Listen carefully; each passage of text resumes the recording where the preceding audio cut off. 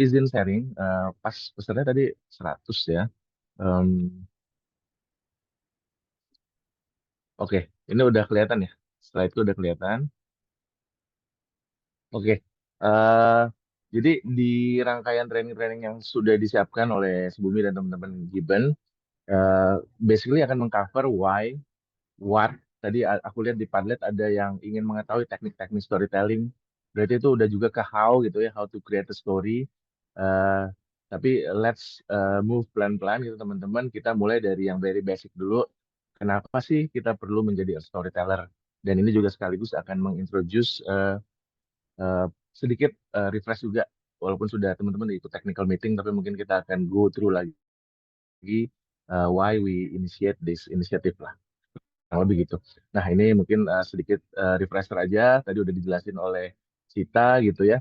Eh, our tagline itu di Sebumi Live to Connect gitu. Kita yakin sama eh, kekuatan untuk kita bisa mengkoneksikan lagi diri kita dengan alam, dengan lingkungan, dengan sesama manusia dan dengan diri kita sendiri ya. Karena itu mungkin yang akan menjadi eh, resep ya untuk tanda petik harmoni dan kehidupan kita juga yang mungkin lebih baik gitu. Dan kalau kita bicara koneksi ini sebetulnya juga untuk menutup gap-gap yang lately itu muncul ya kita lihat dan sangat pervasif di di di dunia kita sekarang ya.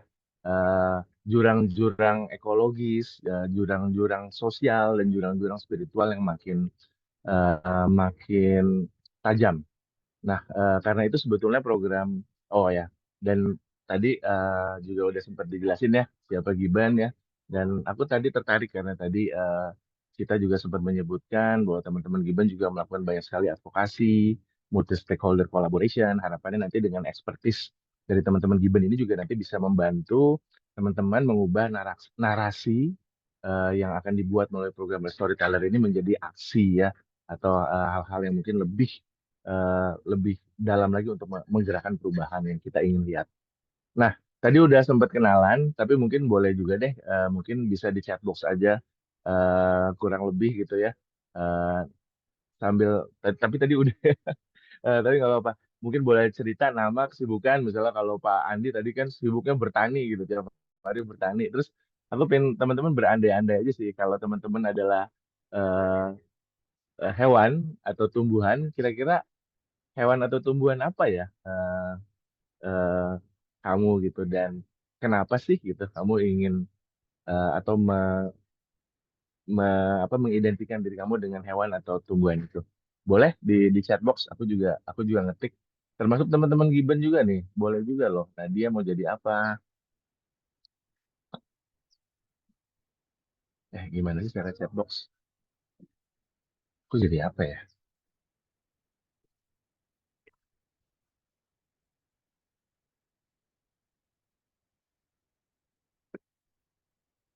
Gini aja formatnya.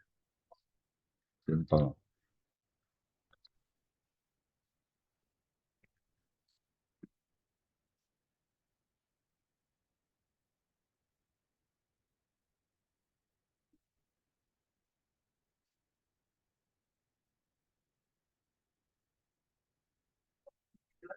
Oke, ada yang udah tulis? Wah, sekarang nih kayaknya ini lucu juga ya gitu ya karena sebagai desainer intervensi sosial pasti aku ngeliatnya aku suka menjadi bambu. Oke, berarti karena harus lentur mungkin ya Sekar ya. Ya, Nadia, tanaman jadi beringin serem di luar tapi mengakar dan menaungi. Cie. Emang Nadia serem. eh Cita pengajar kupu-kupu karena ini bisa bermanfaat baik secara langsung maupun tidak. Oke, transformasi juga ya kupu-kupu mensimbolize transformation. Purnama mau jadi rumput. Wah, karena penggiat pemberdayaan masyarakat. Jadi karena biar lebih membumi ya, ada di akar rumput gitu ceritanya ya, Purnama di Enrekang. Rahmi, build usaha sosial di bidang healthy F&B berbasis real food. Kalau jadi teman mau jadi kelapa, sih, semua bagiannya bermanfaat. Wah, pramuka banget ya. Trivina, copywriter mau jadi pohon. Pohon apa? Trivina. Cie. Mungkin boleh digali lagi tuh, Vina tuh. Pohon kan banyak ya. Dan Tiap pohon karakternya berbeda-beda gitu. Mungkin itu juga akan mensimbolize. Oke, siapa lagi nih? Ada Riza, campaigner ingin jadi kukang. Soalnya lebih produktif di saat malam hari. Oke, ini menyamakan diri dengan kukang ya, orang malam nih. Oke, sebetulnya teman-teman di simple exercise ini selain ya kita juga mungkin apa mulai memikirkan kira-kira apa sih personifikasi gitu ya. Sebenarnya teman-teman udah mempersonifikasikan. Contohnya tadi bambu bermanfaat dari akar sampai daun, atau tadi kelapa gitu ya bermanfaat, atau tadi kukang sebagai orang malam gitu atau hewan malam. Eh, kita sudah melakukan sebetulnya prinsip dasar juga di storytelling, yaitu personifikasi gitu ya atau penokohan. Nah, nanti teman-teman akan banyak belajar besok, khususnya besok ya, sama ada Kak Inu gitu ya, Chief Editor dari Kompas.com, dan Kak Ai, penulis, akan belajar mengenai teknik-teknik storytelling. Cuma memang hal-hal simple exercise seperti ini menjadi penting karena ketika kita bicara storytelling pasti kita akan banyak melakukan simbolisasi gitu ya. Kita masuk deeper dari sekedar apa yang terlihat di luar gitu, masuk ke dalam. Apa sih yang diwakili oleh bambu, ya hal-hal kayak gitu menjadi hal-hal yang nanti akan kita pelajari dalam prosesnya. Oke, terima kasih teman-teman. Boleh terus nulis nanti mungkin kalau kita bisa revisit, kita revisit. Karena waktu aku mulai maju lagi aja gitu ya teman-teman. Nah ini teman-teman Gibbon harusnya lebih lebih jago nih ngejelasin ini. Indonesia, kalau dalam konteks Indonesia kita adalah mega biodiversity country ya.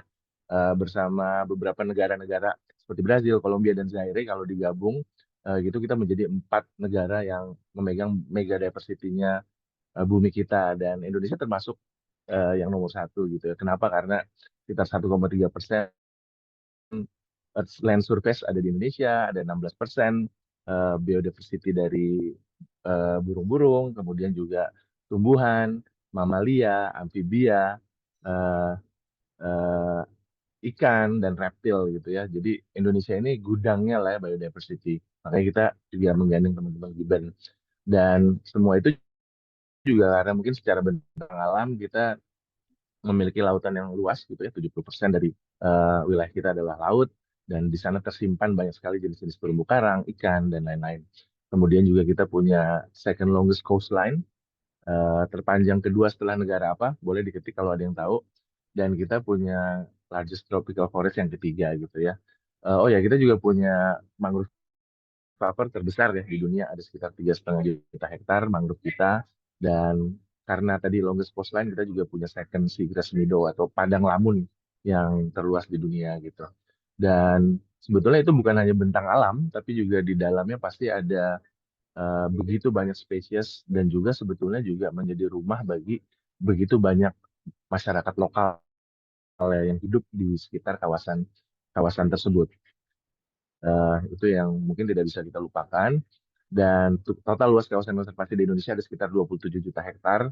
Kita punya taman nasional, taman wisata alam, cagar alam, suaka marga satwa, banyak banget gitu ya. Mungkin kalau satu kali kehidupan nggak akan cukup kita mau ngelilingin semuanya, kecuali kalau tiap hari jalan-jalan gitu. Itu pun tiap hari jalan-jalan pun belum tentu kita bisa mengelilingi keindahan dan begitu beragamnya kawasan eh, dengan berbagai tipe ekosistem yang ada di Indonesia. Dan mungkin jadi unik juga ya karena kita punya gunung, kita punya volcano, kita punya laut, sangat lengkap. Aku eh, baru 2 minggu yang lalu baru pulang dari negara namanya Tajikistan, itu 93% wilayahnya gunung. Jadi kemanapun pergi gunung aja, mereka nggak punya laut gitu ya. Mereka nggak pernah ngeliat laut, walaupun mereka punya danau juga sih. Yang danaunya cukup luas, jadi seakan-akan laut. Tapi mereka nggak punya laut gitu. Jadi kita bersyukur banget kita diberi keragaman jenis ekosistem, keragaman entitas budaya yang kemudian sangat juga dipengaruhi dengan karakter ekosistem, pasti karena karakter masyarakat pegunungan dan masyarakat pesisir sangat berbeda gitu ya. Budaya yang muncul juga berbeda. Simbol-simbol yang muncul dari sangat dipengaruhi dengan keragaman biodiversity yang mereka temui sehari-hari dalam kehidupan mereka gitu ya. Seperti orang Papua gitu yang lebih banyak mungkin menggunakan eh, simbol-simbol dari berbagai jenis burung ya, karena di sana juga adalah surga gitu dari jenis-jenis burung gitu ya. Sementara mungkin di kawasan seperti Sulawesi gitu, mungkin lebih banyak menggunakan simbol-simbol seperti misalnya kerbau dan lain-lain gitu. Jadi eh, itu sangat mempengaruhi budaya. Jadi alam kita mempengaruhi budaya, cara kita hidup, dan juga tentunya itu dipengaruhi juga oleh karakter tipe keanekaragaman hayati yang ada di wilayah tersebut. Sayangnya teman-teman, kita tahu ya, eh, alam kita yang begitu kaya dan indah itu benar-benar sekarang sebetulnya dari kecil kita udah tahu bahwa alam terus-menerus mengalami degradasi, tapi memang lately ini menjadi makin eh, mencengangkan dan mengkhawatirkan gitu ya. Eh, Entah karena sosial media gitu ya, karena kita makin terekspos, atau memang secara rate eh, jumlah eh, kerusakan lingkungan itu terus bertambah gitu ya. Kita tahu contohnya ada rencana untuk membuka 20 juta hektar hutan gitu ya. Well, mungkin tujuannya bagus untuk pangan dan energi, tapi bagaimana keseimbangan antara pangan, energi, dan biodiversity ini kan perlu menjadi sesuatu yang harus kita jaga juga gitu. Dan yang ngejaga itu siapa sih?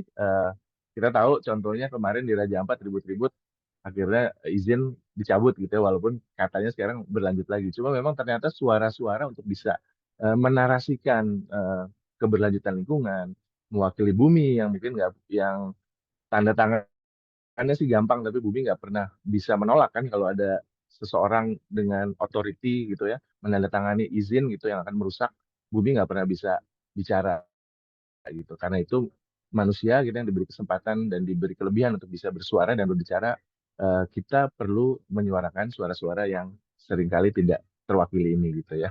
Dan kita tahu pulau-pulau kecil gitu seperti yang ada di Sangihe, yang pulaunya kecil setengahnya mau ditambang itu, kebayang seperti apa gitu ya laju kerusakan yang akan dialami ketika setengah dari eh, pulau itu akan dirubah menjadi area yang tentunya akan membabat seluruh keanekaragaman hayati yang ada di dalamnya.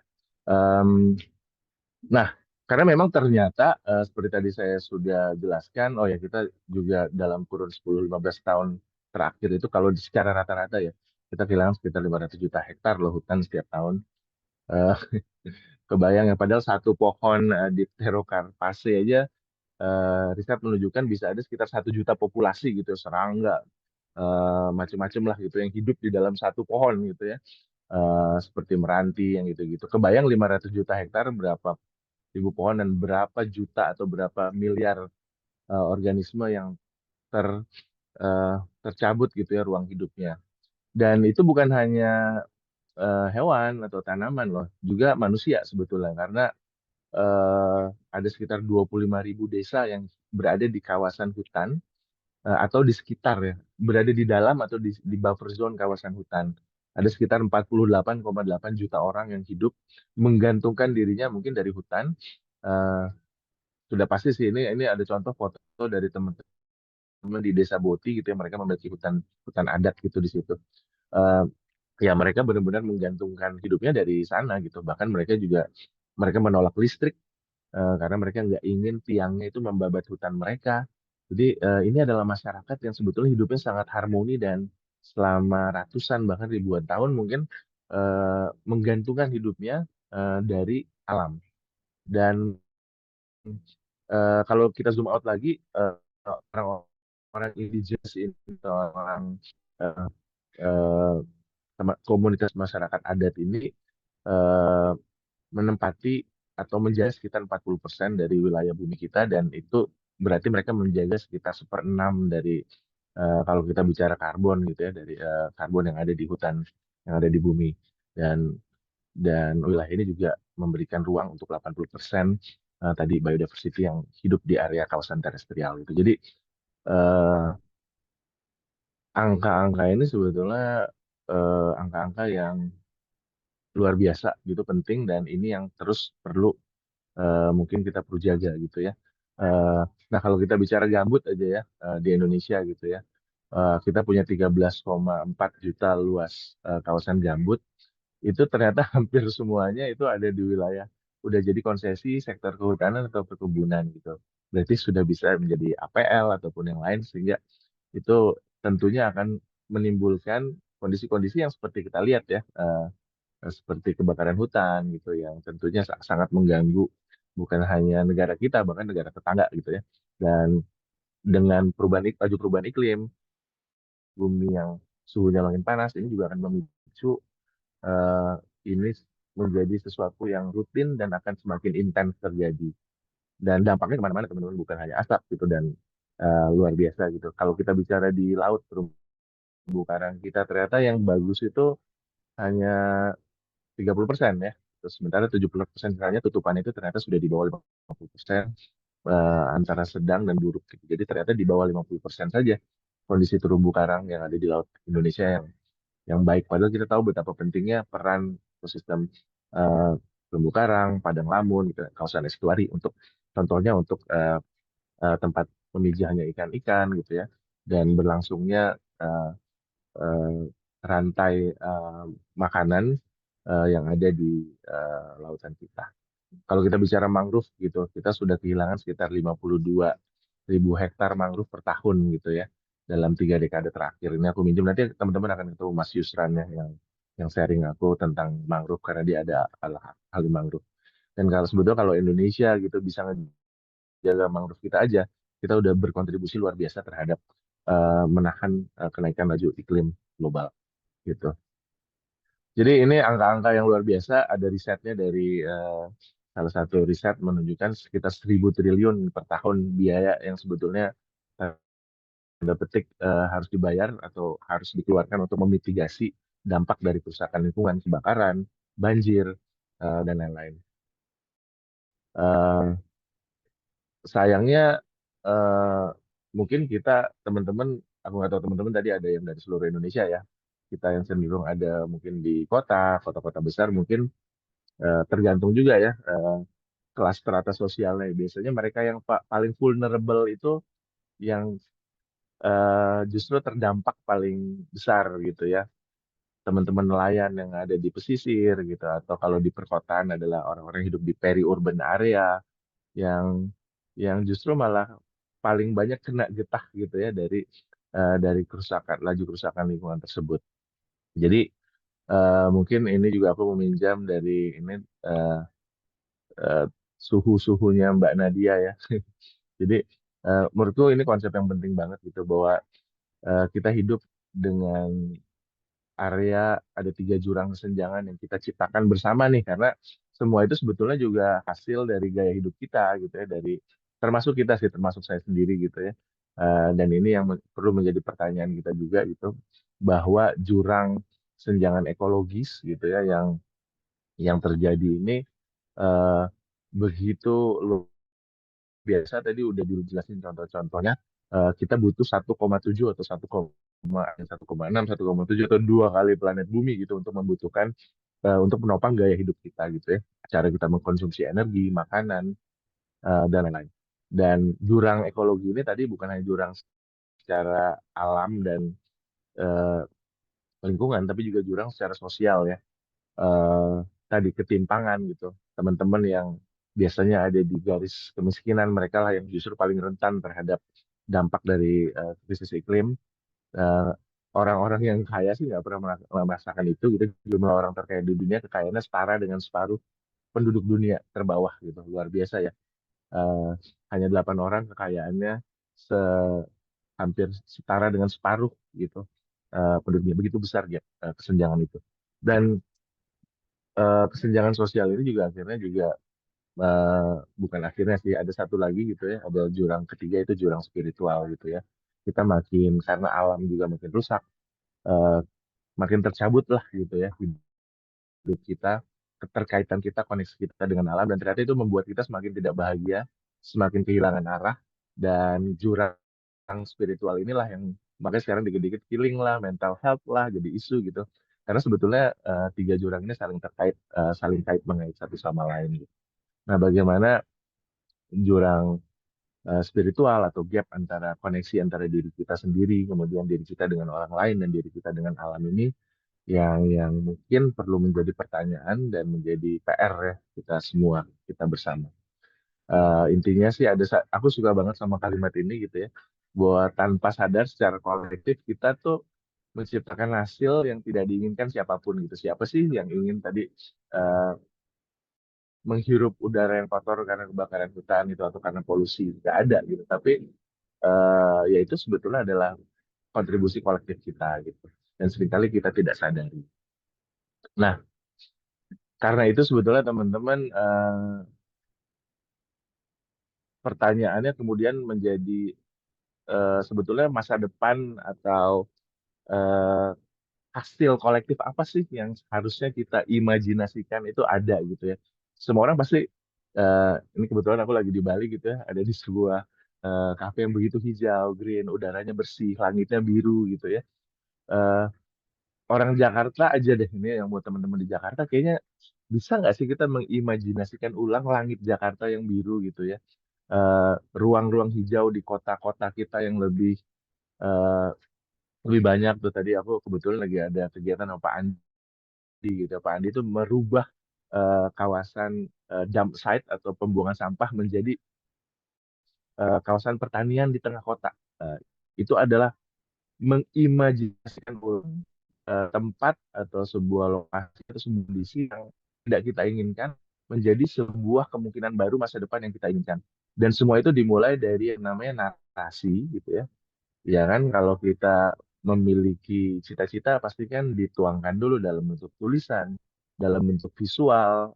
Kan ada bukunya tuh ya The Secret tuh kan itu bicara tentang bagaimana kita sebetulnya menarasikan.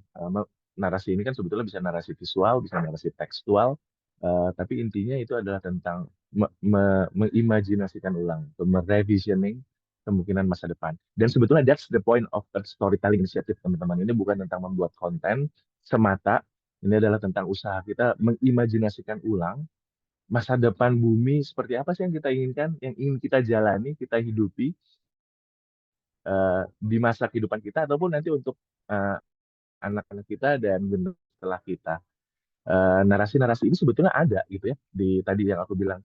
Aku terenyuh banget tadi masyarakat Boti gitu. Mereka menolak listrik. Kenapa? Karena nggak ingin tiang listriknya itu memotong pohon. Karena mereka punya kearifan lokal. Setiap satu pohon ditebang, mereka sudah harus menumbuhkan dua pohon. Harus sudah tumbuh loh, bukan menanam. Jadi kearifan-kearifan ini tuh udah ada gitu ya. Tapi mereka tuh jarang mendapat tempat, jarang mendapat narasi, sehingga ya nggak ada yang tahu dan menganggap itu nggak penting gitu.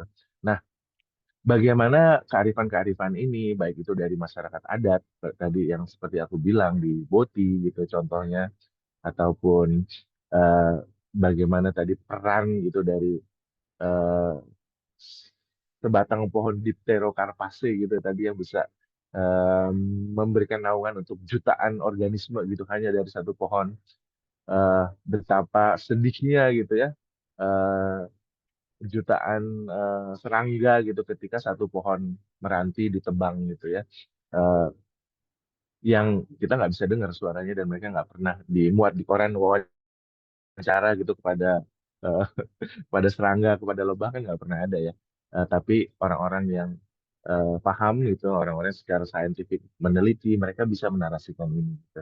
Dan narasi ini harapannya didengar lebih banyak audiens, sehingga lebih banyak yang mengerti, sehingga bukan narasi-narasi yang justru tidak berpihak pada bumi yang menjadi narasi yang akhirnya menjadi narasi majority gitu. Ini adalah pertarungan, ini adalah perang narasi, ini adalah perang imajinasi dan kita semua sebetulnya adalah serdadu bumi teman-teman dan so a storyteller is actually also recruiting you to become apa istilah warrior gitu ya menjadi warrior yang mungkin kita berjuang mungkin bukan dengan yang macam-macam tapi dengan imajinasi kita dengan cerita kita dengan pena lah kalau zaman dulu ya masalah sekarang kita juga udah jarang yang nulis pakai pena sekarang ngetik ya jadi pejuang jempol mungkin ya kalau kita bikin caption.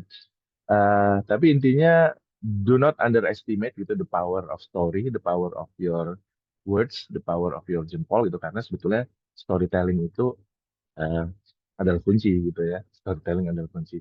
Dan kita ingin melalui inisiatif ini kita menyuarakan suara dari bentang alam tadi ya, ekosistem apapun itu ini ada di contoh di foto adalah ekosistem kars, masyarakat adat atau masyarakat lokal dan biodiversity.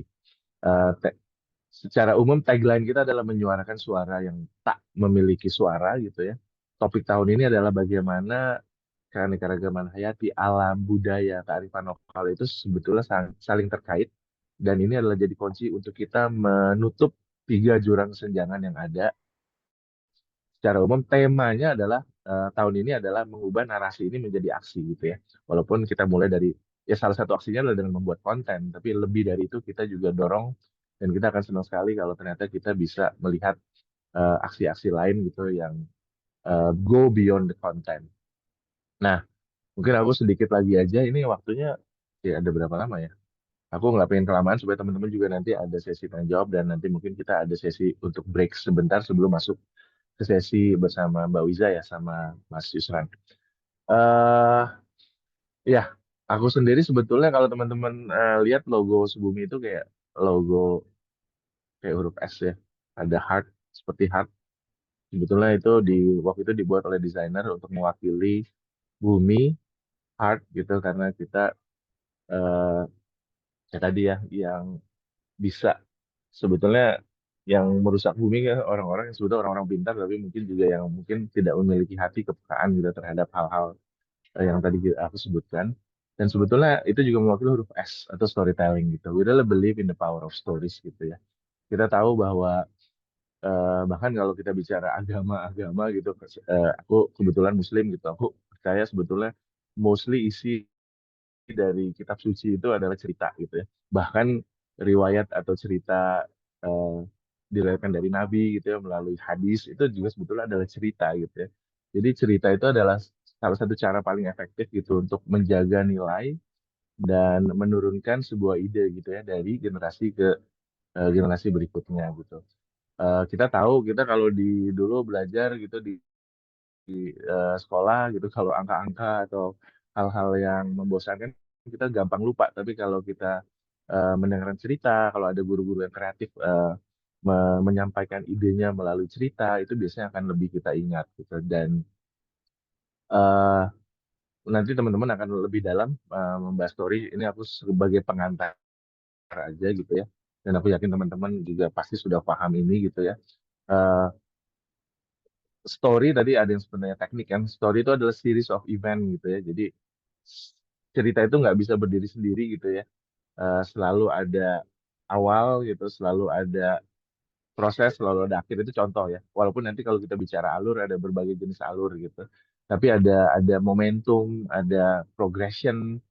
eh, Makanya tadi aku sempat bicara mengimajinasikan ulang masa depan itu sebetulnya udah elemen dari sebuah story gitu. Apa yang mau kita proyeksikan bagaimana kemudian cerita itu bergerak dari awal sampai akhir, akhir seperti apa yang kita inginkan, dan cerita alur itu sebetulnya adalah eh, eh, sarana untuk kita mengconvey sebuah pesan gitu. Pesan apa? Nah ini pesan yang tadi dikaitkan sama suara-suara atau pesan-pesan mungkin dari pepohonan, dari hewan-hewan yang terancam ataupun masyarakat adat yang bahkan bahasanya pun kita tidak mengerti gitu ya. Nah, ini adalah kesempatan sebetulnya kita menjadi storyteller untuk menyampaikan ide gitu dan bayangkan eh, kekuatan dari sebuah cerita gitu. Jadi, do not underestimate what you can do as a person when you tell a story. Nah, dan aku juga percaya gitu, aku orang yang sering ke alam tadi sempat disebutin oleh kita gitu. Sebumi sering banget kita mengadakan kegiatan-kegiatan ke Taman Nasional, ke conservation area, ke gunung, ke hutan, ke laut. Dan aku yakin gitu kalau kita duduk diem aja gitu ya ngeliatin misalnya danau atau gunung, diem gitu ya, jauhin gadget gadget gitu.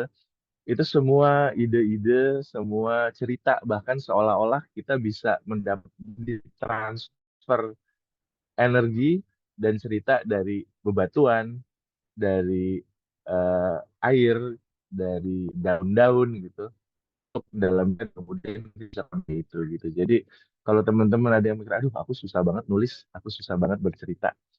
Just go to nature, spend a time with nature and with yourself. Dijamin deh akan ada cerita suka gitu ya. Kalau ada juga gimana? Wah, aku nggak tahu. Mungkin jalan-jalannya harus rame-rame.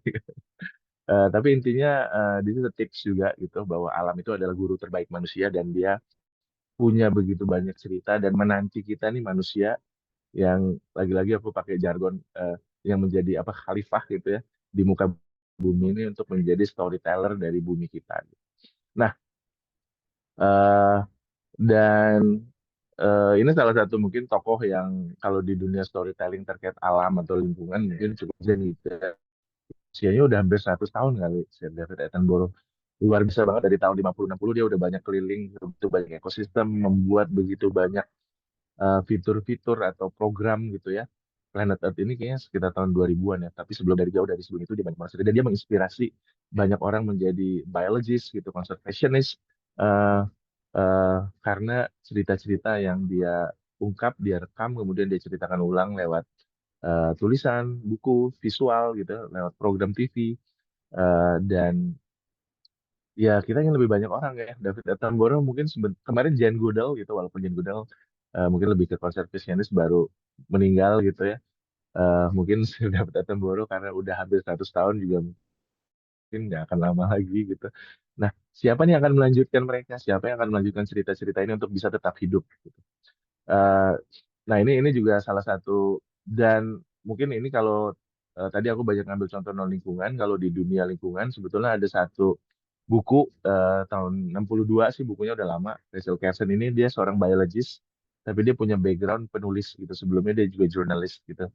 Jadi menarik nih perpaduan antara seorang jurnalis dan biologist.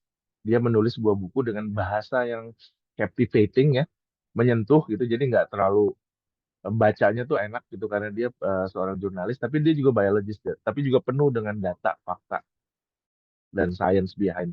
Dia menulis buku judulnya Silent Spring. Ada yang tahu nggak kira-kira Silent Spring tentang apa? Dan buku ini mengignite environmental movement bahkan jadi salah satu cikal bakal munculnya Hari Bumi juga. Walaupun secara spesifik Silent Spring ini bercerita tentang eh, kiamat serangga ya sebetulnya ya. Semacam itu ya. Jadi dia menceritakan bahwa di musim semi yang senyap gitu karena biasanya banyak sekali serangga-serangga tapi mereka mati dan mereka hilang gitu karena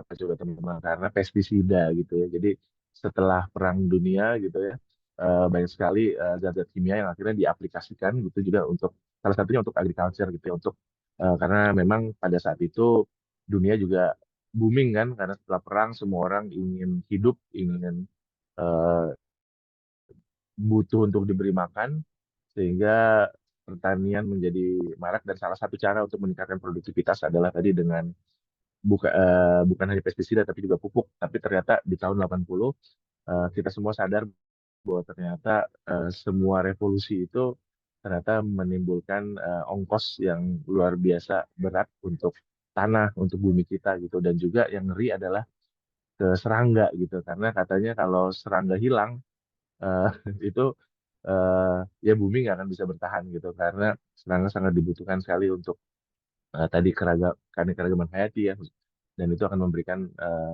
banyak sekali dampak bukan hanya ke tumbuhan tapi juga ke hewan-hewan gitu hanya karena masalah pestisida gitu dan buku ini akhirnya membuat pestisida di ban gitu di US di tahun 72 DDT gitu dan ini aku ambil angka sebagai contoh kenapa untuk memberikan semangat juga sih gitu bahwa ternyata nggak main-main loh gitu ya ketika kita bercerita gitu dan cerita kita didengar itu benar-benar bisa membuat sebuah gerakan, bisa nge-ban sesuatu gitu ya, membuat kebijakan dan merubah gitu ya, merubah eh, landscape gitu dan politik dan juga ekonomi yang ada gitu. Hanya dari cerita yang ditulis dalam buku. Tentunya karena tahun 60 kan belum ada sosial media. Eh, tapi nggak apa-apa loh kalau teman-teman ada yang mau nulis buku, right gitu. Aku juga sebelum masih PR sih. Nah, eh, kenapa cerita juga jadi penting, teman-teman? Tadi kan conveying message, tadi aku udah sempat singgung juga. Ini juga tentang menjaga atau merawat kisah gitu, imajinasi dan juga harapan kita ke generasi yang akan datang gitu. Ini contoh pertemuan si siapa Greta gitu dengan Greta. Dan kita tahu bahwa apa si Greta bilang tuh di awal pertemuan gitu. eh, saya banyak sekali apa melakukan advokasi atau ini karena belajar dari cerita-cerita atau nonton film-filmnya Sir David Attenborough gitu. Jadi Eh, ya, we don't know whether we can change things gitu, tapi sometimes bisa melanjutkan narasi baik itu hidup, itu menurutku itu sudah sebuah kesuksesan bagi Earth Storyteller. Mungkin aku akan tutup kali ya dengan mungkin, nah ini juga mungkin teman-teman kan nanti akan diminta konten bagi foto, desain, animasi, tulisan, artikel ataupun apa, reels gitu ataupun video gitu ya. Jadi di encourage dengan berbagai mode. Sebetulnya yang belum banyak kita lihat di Storyteller tahun lalu itu adalah teman-teman yang sekarang kan banyak sekali ya gaya si tokohnya bercerita gitu. Jadi feel free ya teman-teman. Siapa tahu ada yang berbakat jadi influencer gitu ya. Feel free juga nanti untuk membuat konten-konten yang sifatnya naratif gitu ya. Dengan teman-teman bercerita secara langsung. Tapi tentunya mungkin lebih banyak gunakan juga data untuk melengkapi cerita teman-teman, tulisan gitu untuk memperkuat message dan story-nya. Eh, Ya aku sebetulnya sih supaya ngabisin waktu aja aku putar aja video ini ya. Soalnya aku takut tadi eh, waktunya ya ada. Lihat aja. Tapi itu sampai kedengeran nggak suaranya? Nggak kedengeran deh kayaknya. Oh, aku nggak bisa dengar sih. Iya, nggak kedengeran kayak Iben. Nggak kedengeran ya. Apa ya? Padahal udah share sound tadi. Kalau aku sharing ulang ya. Coba. Share sound.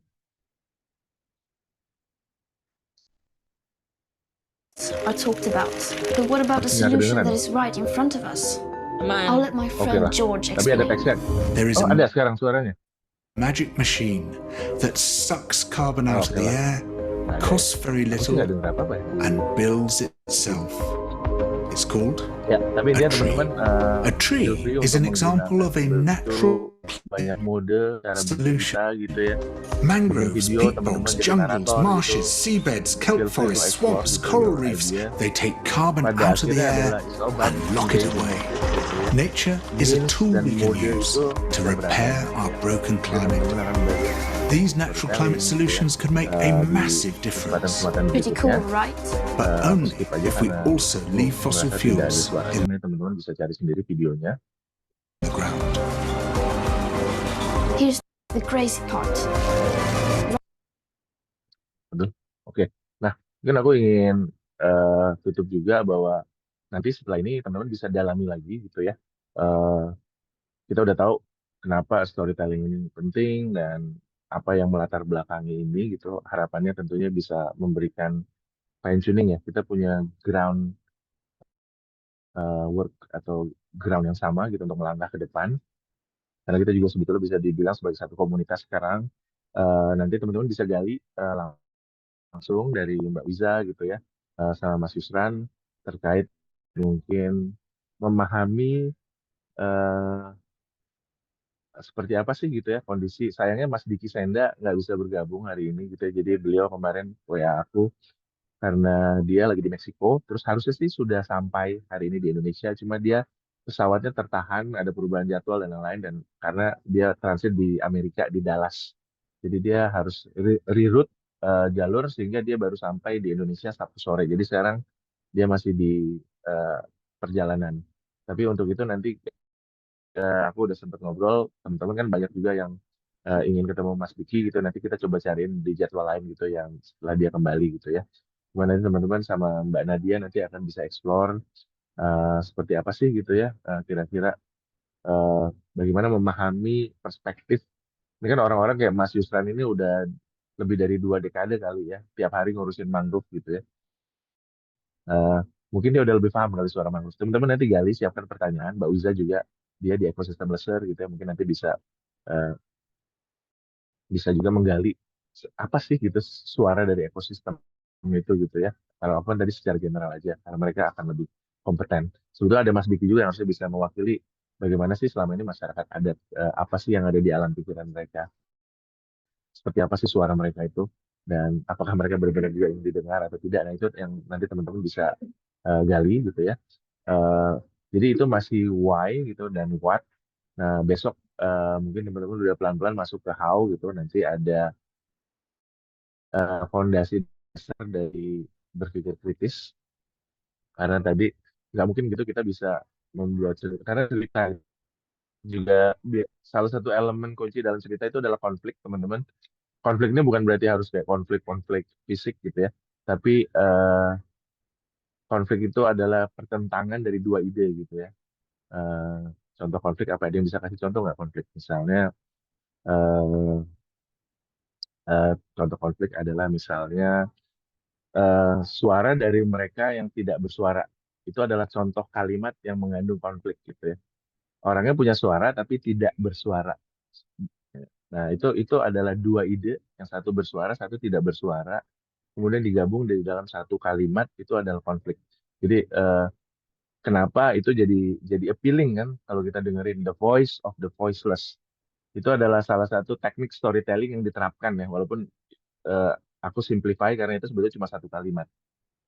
Nah, untuk bisa memahami konflik, teman-teman perlu berpikir kritis dan berpikir sistemik. Nah, itu nanti akan belajar dari Mas Ai atau Ahmad Arif.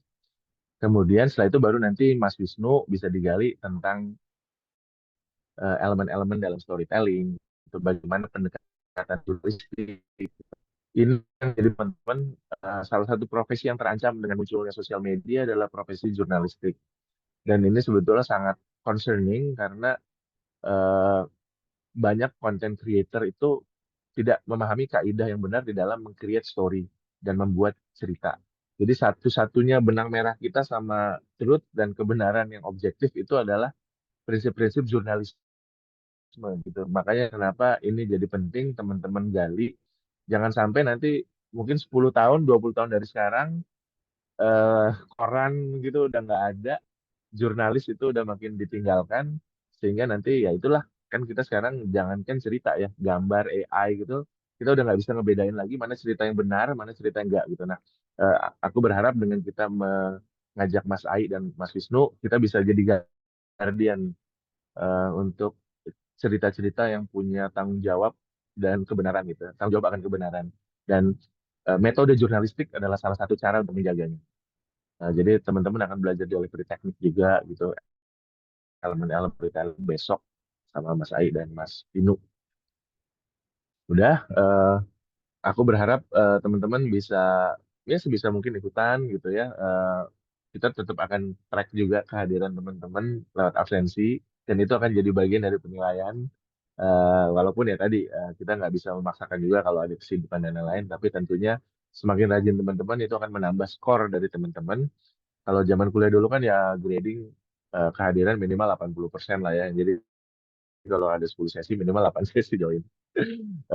Ada soalnya kita udah invest banyak banget usaha untuk mendapatkan mereka kayak Mas Mahatma Putra gitu ya. Ya mungkin mungkin tidak eh, tapi keren-keren. Udah pernah nonton belum film-film anak man gitu ya. Mungkin sama Indonesia Baru kalau menurut aku bisa lah gitu ya disejajarkan, bahkan secara visual Mas Mahatma Putra menurut aku keren banget gitu secara secara sinematografinya dia keren. Kemudian ada Andovi gitu ya kan. Nah, kita tahu bahwa oke kita udah punya prinsip jurnalistik, tapi kadang-kadang kan sekarang audiens juga nggak mau apa ya, dengan bahasa-bahasa yang terlalu tidak bisa dimengerti gitu ya atau berat gitu. Nah, bagaimana mensimplifikasi tapi juga tidak kehilangan substansi, itu kita padu padankan dengan kemampuan seorang Ando Vida Lopez untuk create konten edukasi yang relatable tapi juga tetap kritis tadi. Itu teman-teman akan mempelajari dari Andovi. Selanjutnya nanti akan ada Mas Fikra, Mbak Gita gitu yang akan mengajak teman-teman untuk mempelajari bagaimana mengubah narasi menjadi aksi, bagaimana melibatkan stakeholder yang lain gitu. Jadi kita menjadi penulis is one thing, tapi membuat aksi itu is another thing gitu. It's a different thing.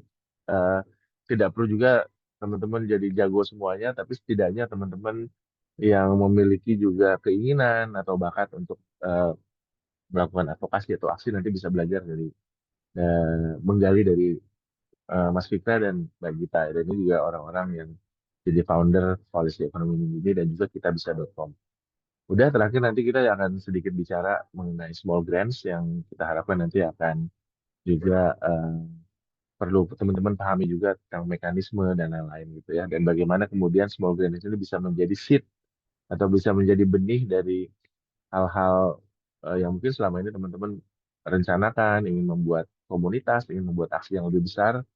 eh, Mungkin ini bisa jadi salah satu sarana ya untuk menjembatani hal itu, walaupun mungkin grantnya juga tidak terlalu besar lah ya. Eh, Seperti itu. Nah, nanti teman-teman juga akan kita akan bantuin teman-teman, akan ngejagain bersama teman-teman Giban sampai nanti selesai di fase berikutnya yaitu aksinya gitu ya. Dan aku berharap dari introduction ini teman-teman bisa punya fondasi yang lebih kuat lagi untuk terus bertahan gitu ya, karena udah pasti sih dari 300 ini tidak akan semuanya nanti bikin konten. Aku berharap dari 100 yang ada di sesi pertama ini juga tidak gugur, karena tadi ya, ini kesempatan kita untuk menjadi bagian dari perubahan.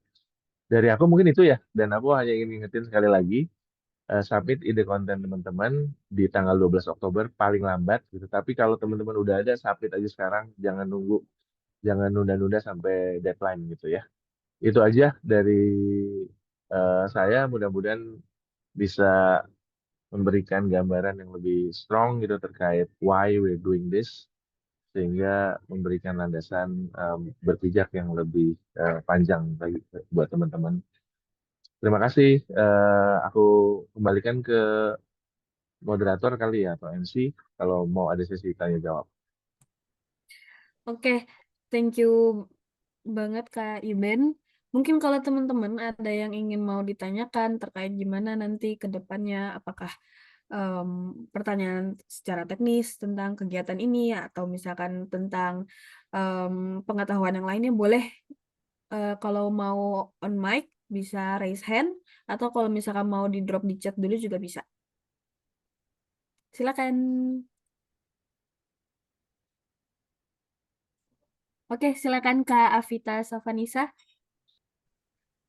Thank you Kak Cita. Sebelumnya aku mau minta maaf karena belum bisa on cam, karena jaringannya masih agak nge-lag. Aku mau tanya Kak Iben, kan eee, kita kan kayak punya banyak banget isu lingkungan gitu ya. Nah, aku sendiri tuh kayak bingung gitu, untuk kayak memilih satu isu yang menurutku tuh, urgensinya ada dan mungkin, dampaknya itu bisa lebih besar gitu, karena kan banyak banget isunya dan bingung gitu milihnya gimana. Mungkin ada tips nggak ya, Kak, untuk bisa kayak menemukan, isu yang kiranya bisa kita advokasikan gitu, Kak? Iya, iya, iya, Makasih. iya. Ya, aku pikir makasih, bagus banget pertanyaannya. Siapa tadi namanya? Lupa aku. Siapa? Alvita, Kak, Alvita ya. Alvita dari mana? Dari dari Jogja, Kak. kerja. Statusnya sekarang bekerja, mahasiswa atau apa? Oh, masih mahasiswa, Mahasiswa ya. Jurusan? jurusan hukum. Jurusan hukum. Kalau tipsku adalah mulai dari sesuatu yang kita pahami dan dekat. As simple as that sih gitu ya. Dan ini bisa sangat beragam gitu. Kayak tadi aku sempat tulis aku dulu sempat mengidentikan diriku sama harimau Sumatera gitu karena aku orang Sumatera gitu dan lain-lain ya.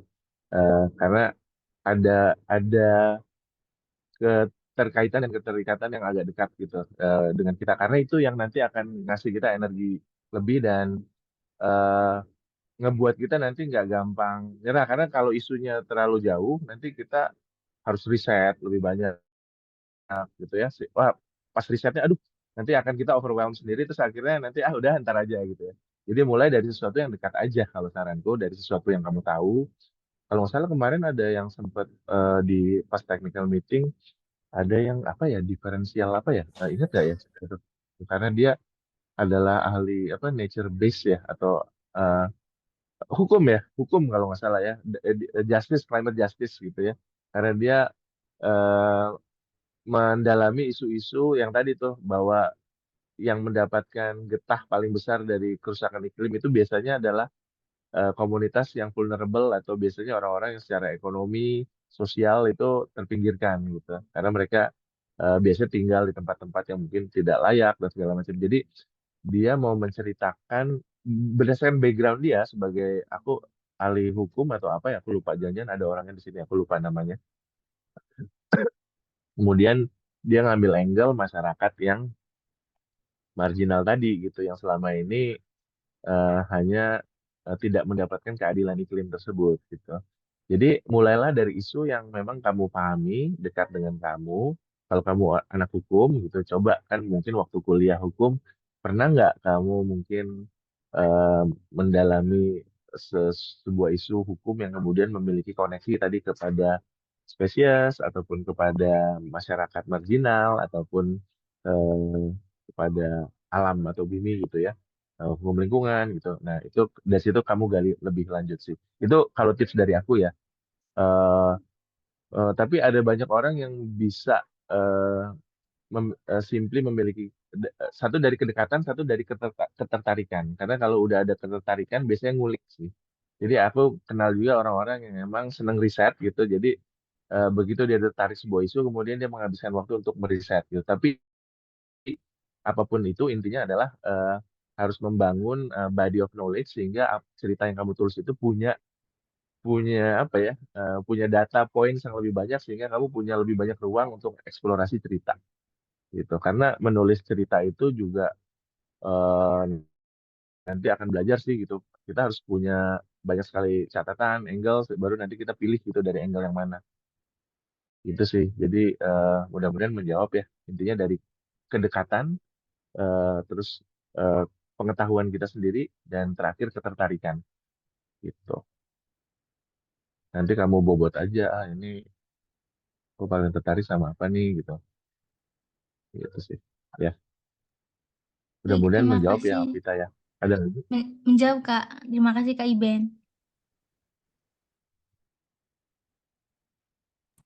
Oke, terima kasih banyak Kak Vita. Ini ada pertanyaan yang lain Kak. Dari Kak Yunita Tan, kasus penggusuran itu bisa masuk ke lingkungan kah? Ruang hidup? Ya, Silakan. sangat bisa ya. Oh, namanya kan ada istilah namanya gentrifikasi ya. Nah, itu bisa banget diangkat jadi sebuah cerita ya. Eh, itu ya tadi kan di kawasan urban itu kan sangat erat kaitannya sama gentrifikasi gitu, sehingga orang-orang pelan-pelan dia akan terpinggirkan atau keluar gitu ya dari sebuah area yang karena secara ekonomi kemudian dia tidak bisa lagi berada di sana gitu ya. Eh, dan itu dampaknya juga biasanya erat kaitannya sama sama isu-isu lingkungan gitu. Kalau kita bicara lingkungan ini kan luas sebetulnya ya. Kalau di Sebumi itu kita punya 9 modul keberlanjutan, itu salah satunya shelter gitu atau bangunan tempat tinggal gitu ya. Itu juga sektor konstruksi adalah salah satu sektor penyumbang terbesar dari apa, emisi karbon global gitu. Jadi sangat bisa gitu ya. Dan lingkungan ini kita juga harus pahami secara luas ya teman-teman ya. Eh, Lingkungan ini bukan hanya tadi mungkin hewan, tumbuhan, alam, tapi manusia, bahkan bangunan, ruang hidup, ruang hijau itu itu bisa banget sih gitu jadi bagian dari angle story yang teman-teman mau angkat. Ya, jadi misalnya tadi ruang hidup dari komunitas marginal yang ada misalnya di bantaran sungai, itu bisa banget diangkat ceritanya. Jadi di storytelling. Oke, thank you Kak Iben. Semoga menjawab ya Kak Yunita. Lalu ada pertanyaan lagi dari Kak Dwi Anggradini Putri. Apa bisa mengangkat cerita tentang sebuah aktivitas yang sudah disentuh atau dikerjakan sebelumnya dengan tujuan akan direncanakan sebagai aksi untuk scale up isu tersebut? Ya boleh banget. Apalagi kalau udah ada kan itu udah jadi bahan cerita tuh karena udah ada apa istilahnya bahannya gitu ya. Cuma mungkin selama ini belum pernah diolah gitu ya. Ini kesempatannya gitu, nggak apa-apa banget gitu, nggak apa-apa banget. Nah, dan apalagi kalau tadi ternyata dari kegiatan itu ternyata masih bisa dilanjutkan dan didorong lagi, boleh banget, boleh banget. Berarti malah itu kan nggak ngarang gitu, tapi dari pengalaman pribadi gitu ya. cerita yang paling kuat itu biasanya cerita malah yang berasal dari pengalaman sendiri juga gitu. Oke, thank you Kak Iben. Ini ada Kak April, sepertinya dia mau bertanya via suara. Silakan Kak April. Ya, selamat siang Kak Cita. Terima kasih Kak Cita. Selamat siang juga Mas Iben. Aku alhamdulillah udah ngikutin Sebumi itu sejak tahun lalu kalau nggak salah pas ada proyek di Jogja yang green walking. Tapi baru kali ini ikut storytellernya di Sebumi. Aku April dari Jambi. Insya Allah mau ngomongin tentang Sungai Batanghari sih Kak Iben. Dan Sungai Batanghari kan ini ya sungai terpanjang ya dan terlebar setelah Sungai Musi. Tapi perkembangannya itu sampai sekarang itu masih banyak hilirisasi batu bara. Kemarin juga batu baranya makin intensif. Terus juga ada illegal mining juga untuk emas dan segala macam. Alhamdulillah juga aku udah banyak ikut proyekan juga untuk penelitian di Sungai Batangharinya, ikut bareng sama dosen ataupun pemerintahan, tapi entah kenapa itu serasa seperti mau police briefnya atau police papernya itu serasa seperti tidak ditindaklanjuti, tapi kan kita tidak tahu sebagaimana kelanjutannya seperti apakah itu beneran tidak ditindaklanjuti atau bagaimana. Aku tuh bingung aja sih Kak untuk gimana mengemas kompleksitas yang udah sedikit banyaknya aku hadapin gitu ya. Apalagi saat ini kan lagi di Jogja, alhamdulillah udah ada megang beberapa proyek juga yang lumayan sensitif, tapi ada dorongan hati kecil berbicara, tapi takut juga gitu loh Kak, kayak sensitivitasnya sampai batas mana aku boleh berbicara untuk hal itu. Jadi lebih ke gimana ya yang itu isunya bergesekan sama pembangunan daerah yang ya seperti itu sih Kak. Ya, menurutku justru ini adalah ruang ya untuk menyeimbangkan harmonisasi tadi ya. Kan semua orang kan kita ingin pasti Jambi maju dan berjalan. Tapi kan tadi not at the expense or the cost. Jadi disitulah kemampuan seorang storyteller untuk saya. Makanya besok kan ada Mas Wisnu tuh jurnalis gitu. Kamu bisa tanya tuh, jurnalis kan harus berimbang, harus Betul. cover both sides story gitu kan. Jadi itu yang pertama. Justru nanti di training-training ini kamu bisa menajamkan, mencari cara gimana menawarkan konsen kamu ya nanti sesuai dengan konteks rambu-rambu dan juga yang nanti kamu set sendiri ya sebetulnya gitu. Kita bicara suara sih yang sebetulnya yang nggak ada limit gitu ya. Tergantung juga sejauh mana isu ini menjadi penting gitu. Di dalam kehidupan nyata memang ya kadang-kadang suara-suara yang disuarakan lewat media itu malah kita kan tahu ya kalau udah viral dulu, kalau udah jadi isu publik baru deh gitu polisinya. Kita mau nulis policy brief keren audiensi segala macam tidak, tapi begitu viral oke langsung gitu. Tapi I'm not saying bahwa tujuannya ke sana, tapi lebih ke arah justru ini adalah ruang yang harus dipakai gitu sebagai salah satu cara untuk nanti membuat dorong sebuah narasi gitu. Jadi bagaimana mengubah policy brief itu yang mungkin kompleks, panjang gitu menjadi sesuatu yang menyentuh gitu sehingga orang yang mendengarkan isu ini tadi bisa kemudian memahami gitu ya dan kemudian berpikir ulang gitu terkait seperti apa sih pembangunan yang kita inginkan. Itu mungkin ya, dan mungkin dari kitanya sendiri juga jadi proses buat kita untuk merefleksikan juga sebetulnya karena kan juga punya biasnya sendiri kan. Nah itu yang dalam prosesnya kita bisa cek juga sehingga jangan-jangan ada narasi harus lebih seimbang. Kan kita bicara sungai gitu. Kalau batu bara kira-kira apa suaranya batu bara gitu? Apakah dia ingin diekstrak? Apakah memang dia menunggu jutaan tahun supaya dia bisa bermanfaat buat manusia, kan menjadi energi untuk manusia untuk hidup dan tumbuh? I don't know gitu kan. Kita bisa, dan ini kan ruang eksplorasi ya gitu, dan ini adalah ruang aman harusnya malah menurutku karena ini kita bicara imajinasi. Tadi aku pakai istilah imajinasi ulang. Wah bahaya sih kalau kita berimajinasi saja sudah dilarang atau kita takut untuk berimajinasi.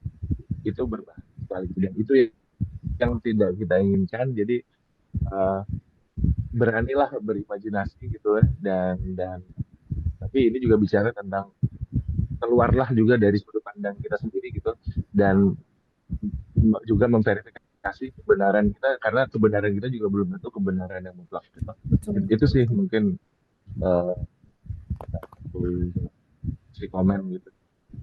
Satu sisi jangan takut tapi juga jangan juga terlalu yakin bahwa ini salah satunya sudut pandang yang kita explore.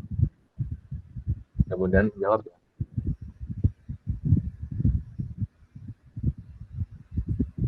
Oke, thank Ditunggu you Kak suara Iben. Sungai Batang Hari yang Terima menangis. kasih.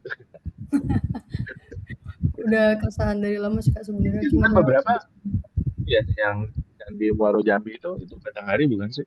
Yang ada iya, bahkan di betul beberapa Kak. situs sejarah dan budaya gitu yang Betul. dirusak. Dulu itu airnya masih bening dan masih jernih tapi sekarang udah kuning Kak. Terima kasih Kak Iben. Sama.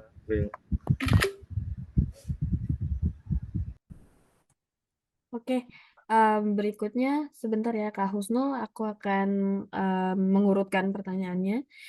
Ini ada dari Kika dari Makassar. Siang Kak Iben, di tahun 2023 kami sudah mengadakan aksi tolak reklamasi dan membuat pameran di pulau yang terkena dampak reklamasi.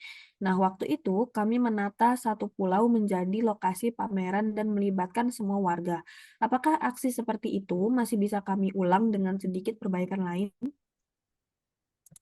Iya, kenapa tidak? Menurut aku juga ini bukan kadang-kadang kita nggak perlu terlalu bikin sesuatu yang baru gitu, tapi melakukan hal yang sama berulang-ulang secara konsisten sampai perubahan yang kita harapkan hadir itu nggak apa-apa juga selama tadi aksinya juga memang belum pernah dikompetisikan.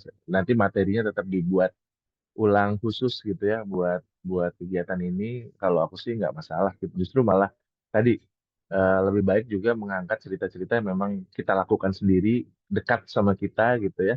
Itu akan menambah kekuatan gitu. Jadi silakan aja kalau misalnya selama tadi kegiatannya mungkin tetap kegiatan yang akan bukan kegiatan yang lama nanti seolah-olah dilakukan untuk kegiatan ini gitu ya. Nanti untuk kegiatan storyteller kalau tadi mau diulang pamerannya dengan lokasi yang baru atau mungkin foto-foto yang baru gitu atau panel-panel yang baru gitu silakan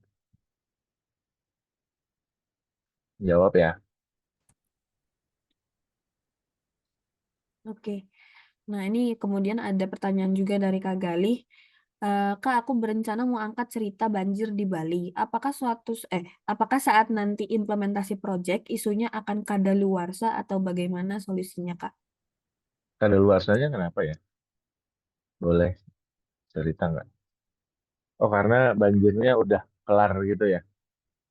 Eh, wah kalau kata aku sih kalau sudah pernah terjadi belum tentu juga nggak akan terjadi lagi kan. Jadi sebetulnya isu banjir di Bali sih nggak akan kadaluarsa ya. Apalagi melihat laju pembangunan gitu ya. Tanah-tanah orang Bali yang kemudian dijual, terus kemudian investor yang membangun hanya dari perspektif tadi cuan gitu ya, tanpa perspektif lingkungan itu. I don't think Bali kalau justru narasi itu perlu diingatkan lagi sehingga pembangunan yang ada di Bali tadi jangan sampai nanti bisa kontraproduktif gitu kan. Ini kebetulan aku lagi di Bali gitu kan. Kemarin baru ngobrol-ngobrol sama beberapa juga teman-teman Bali gitu ya. Itu isu yang belum kadaluarsa kalau menurutku.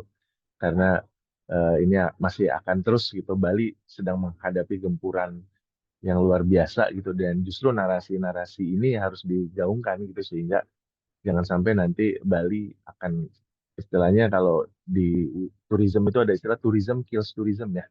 Jadi kayak sedang suiciding gitu ya, sedang membunuh dirinya sendiri gitu di sini karena eh, justru cerita-cerita itu apa sih yang terbunuh, apa yang terpinggirkan gitu dengan laju wisata yang tidak mengindahkan lingkungan atau investasi atau pembangunan tadi banjir tadi kan salah satunya aja ya.